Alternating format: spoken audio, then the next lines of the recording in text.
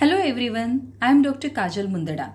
Today we are going to discuss a very important aspect in the study of literature. It is poetry appreciation or poetry analysis. This is also prescribed in the 12th standard Yuvakbharati textbook of HSC board. It is my usual observation that whenever a student is asked to write down analysis of poetry or poetry appreciation, he or she writes down simply the summary of that poem. But let me make this very clear that poetry analysis or poetry appreciation is not summary writing. Of course, summary writing is one of the aspects that are to be dealt with, because poetry is said to be an art of saying the unsayable. Though it is a very short rhythmic composition, it reveals so many things to the readers, and it is very important for a reader to understand what are the basic tenets of analyzing a poetry. So, apart from summary writing, a reader is also supposed to think over so many different things. For example, who is the speaker in the poem?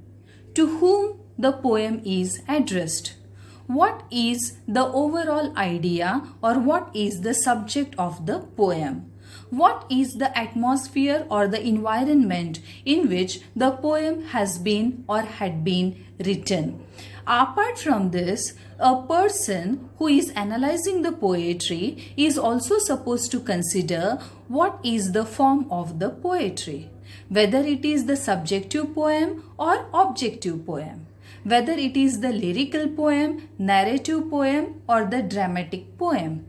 Also, the form, that is, whether the given poem is a ballad or epic or sonnet or lyric, ode, elegy. What is the form of the poem? That also needs to be analyzed. Apart from these things, what is the tone of the writer? What sort of diction the poet has made use of? What is the rhythm or the rhyme scheme of the poem? What sort of imagery is used by the poet? What is the syntax? Syntax means the word order. And then what different poetic devices like figures of speech are employed by the poet? So all these different things make up the tenets of poetry analysis.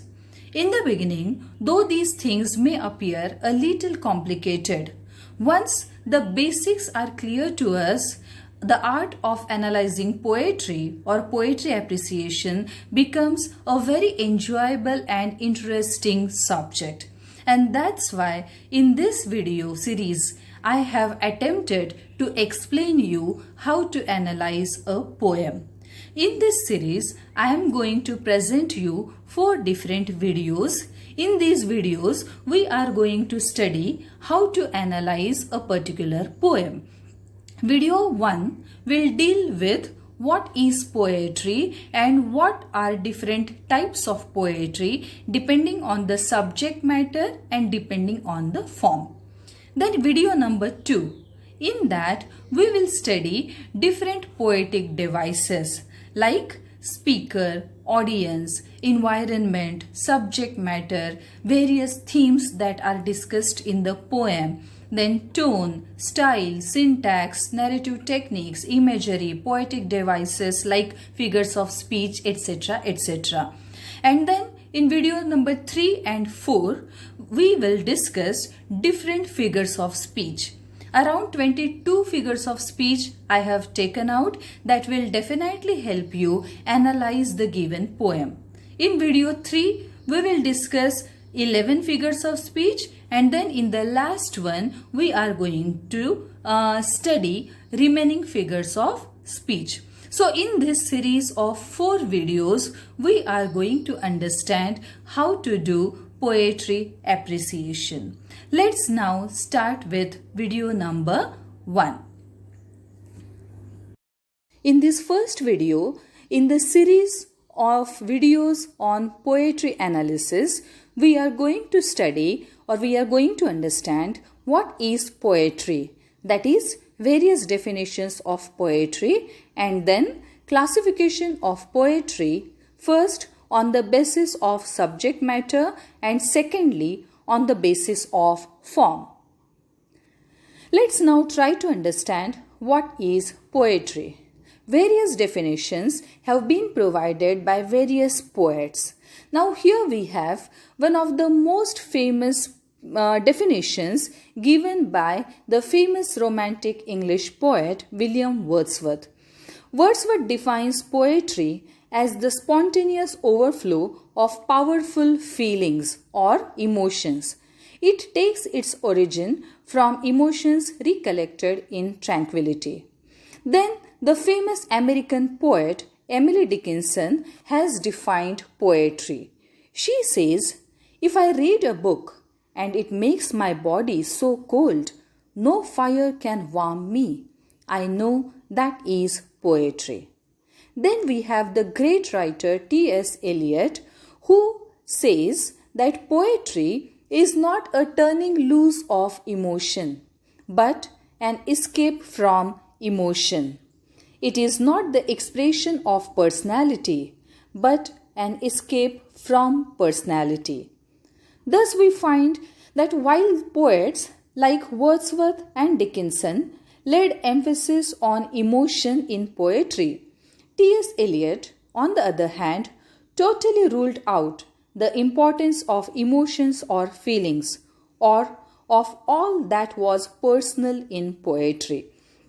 Poetry may generally be defined as an imaginative experience expressed through meaning, sound, and rhythmic language choices so as to evoke an emotional response. Its length may range from the 3-line poem like the Japanese haiku to the book-length poem like the epic. Like any other literary art, poetry is conceived out of life, belongs to life, and exists for life. Let's now try to understand the classification of poetry. First, on the basis of subject matter. On the basis of subject matter, poetry is classified into two forms: subjective poetry and objective poetry. Subjective poetry is the one which the poet writes on the basis of his own thoughts and feelings and gives his own reflections on what he sees. Therefore, this type of poetry is also known as personal poetry or the poetry of self-expression. It includes the lyric, ode, elegy, sonnet, etc. For example, Where the Mind is Without Fear by Rabindranath Tagore and If Thou Must Love Me by Elizabeth Barrett Browning are the examples of subjective poetry.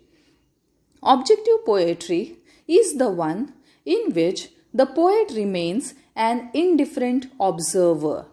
He merely describes what he sees or hears. This type of poetry is also known as impersonal poetry or the poetry of representation. Such poetry includes ballad, epic, and dramatic poetry. However, the distinctions between these two types of poetry cannot be drawn with absolute precision, especially in modern poetry, in which personal and impersonal elements are often combined together. Let's now try to understand classification of poetry on the basis of form. On the basis of form, there are various types of poetry like narrative poetry, lyric poetry, and dramatic poetry. Let's now try to understand them one by one. Narrative poetry. It is a kind of poetry that tells a story. Narrative poetry is regarded as the oldest type of poetry. Ballads and epics are two main forms of narrative poetry. Then we have lyric poetry. Lyric poetry deals with the poet's own feelings, states of mind, and perceptions. Although its name has been derived from lyre, Lyre, and implies that it is intended to be sung, yet much of the lyric poetry today is meant for reading. Though lyric poetry has love as its main theme, many poets have also written lyric poems on war and peace, nature and nostalgia, grief and loss. Lyric poetry can again be further subdivided into elegy, ode, and sonnet. Then we have dramatic poetry. Dramatic poetry is a drama written in words to be recited or sung. Verse drama may have developed out of earlier oral epics, such as the Sanskrit and Greek epics. Examples of dramatic poetry in English literature include Iliad's Murder in the Cathedral and Goethe's Faust, etc. Even Shakespeare's plays were also written in blank words. Let's now try to understand what is a ballad, epic, lyric, elegy, ode, and sonnet. Ballad is a short story in verse which was originally meant to be sung. It developed out of the folk tales among the primitives. Ballads had a simple plot and language and were usually written in quatrains, that is, stanza of 4 lines, and often incorporated a refrain, that is, the repeated line, repeated chorus we can say. Then epic poem. Epic is another major form of narrative poetry. It is a lengthy poem in a continuous narrative which describes the life and works of a heroic or mythological figure. Epics were written in highly poetic language with an elevated tone. Now, lyric poem, we have already seen that it is a short poem meant for singing. Then elegy. An elegy is a mournful, melancholy poem, especially a lament for the dead or a funeral song. An elegy may also reflect something strange or mysterious. Let's now understand what is an ode. An ode is a serious long poem that uses elevated language and elaborate structure. It also includes a direct address to a person or thing and may often commemorate some important event. Now, sonnet. Sonnet is a poem of 14 lines commonly about love. It is set apart by its distinct form. Sonnet is the most popular form of Western lyric poetry. A sonnet may be Petrarchan or Shakespearean, depending upon its form and style, as practiced by the Italian poet Petrarch and the English poet William Shakespeare. So, dear friends, in this video, we have seen different types of poetry on the basis of subject matter and on the basis of form. In the next video, we are going to see how to do analysis of a poem. In that, we are going to see different aspects like understanding a poem, then who is the speaker, who is the audience, what is the subject, what can be the tone of the poem or the poet, then the diction, rhyme scheme, syntax, imagery, etc. So all these things that are the basic tenets of poetry analysis we are going to see in the next video. Hope you find this video useful. Don't forget to like, share and subscribe this video. Thank you.